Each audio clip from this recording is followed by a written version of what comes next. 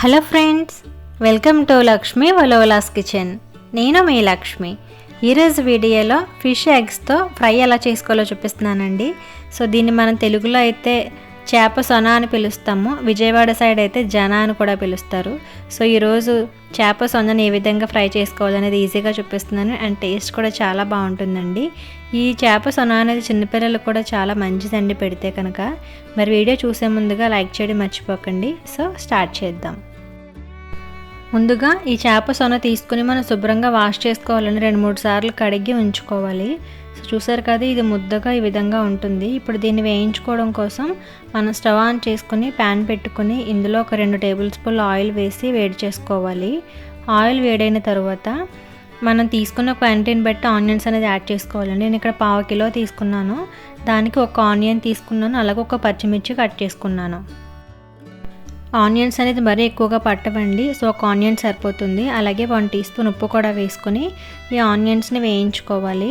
మనకు కొంచెం golden brown colour వచ్చేంత వరకు వేగితే సరిపోతుందండి.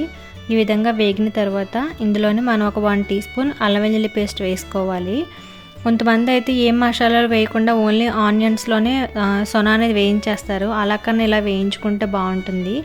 సో అల్లం వెల్లుల్లి పేస్ట్ కూడా పచ్చివాసన పోయేంత వరకు వేగిన తర్వాత మనం ముందుగా సొనని క్లీన్ చేసి ఉంచుకున్నాం కదండి, దాన్ని ప్యాన్లో వేసుకోవాలి. ఇలా వేసుకున్న తర్వాత మనం ఆనియన్స్తో పాటు కలిసేలాగా కలుపుకోవాలన్నమాట. ఇలా కలుపుకుంటే అది ఆ వేడికి కొంచెం ఉడుకుతూ ఉంటుంది. చూసారు కదా, కలర్ అనేది చేంజ్ అయింది. సో ఇప్పుడు ఇది పెద్దగా ఉంది కాబట్టి చిన్న చిన్న పీసెస్ రావాలంటే ఇది కొంచెం మగ్గాలండి. అందుకోసం మూత పెట్టుకుని ఒక 3-4 నిమిషాల పాటు మగ్గించుకోవాలి.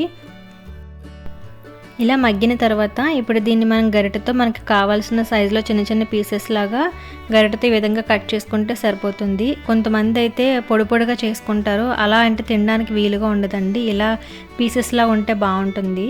ఇప్పుడు ఇందులో ఒక 1/2 టీ స్పూన్ జీలకర్ర పొడి, 1 టీ స్పూన్ ధనియాల పొడి, 1/2 టీ స్పూన్ గరం మసాలా పొడి వేసుకోవాలి. అలాగే 2 టీ స్పూన్ల కారం కూడా యాడ్ చేసుకోవాలి.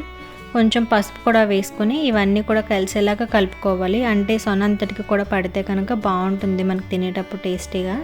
సో అంతా పట్టించుకొని ఇలా కలుపుకోవాలి. ఇలా కలుపుకున్న తర్వాత ఇందులోనే ఒక రెమ్మ కరివేపాకు వేసుకోవాలండి. అలాగే కొంచెం కొత్తిమీర కూడా యాడ్ చేసుకోవాలి. ఇవి 2 కూడా వేసుకుని మనం వేయించుకోవడం వల్ల ఫ్లేవర్ అనేది చాలా బాగుంటుంది. సో కొత్తిమీర కరివేపాకు కూడా కలుపుకొని మళ్ళీ మూత పెట్టుకుని ఒక 2-3 నిమిషాల పాటు వేయించుకోవాలి. ఇలా వేయించుకోవడం వల్ల మనం వేసుకున్న మసాలాలన్నీ కూడా సొనకి బాగా పడతాయండి. అలాగే బాగా కూడా ఫ్రై అవుతుంది. సో వీడియోలో చూస్తే మీకు అర్థమైపోయి ఉంటుంది ఎంత బాగా ఫ్రై అయిందో. మనకి ఇలా వేగినప్పుడు ఆయిల్ అనేది కొంచెం సపరేట్ అయిపోతుందండి, అప్పుడు మనకి బాగా వేగినట్టు అనమాట.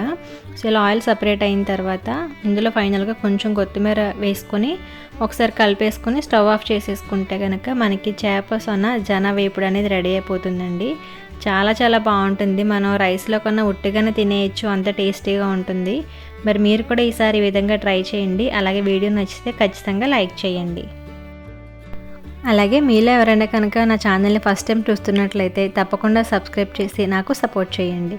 పక్కనే ఉన్న బెల్ ఐకాన్ని యాక్టివేట్ చేస్తే నేను వీడియో పెట్టగానే మీకు నోటిఫికేషన్ వస్తుంది. Thank you for watching.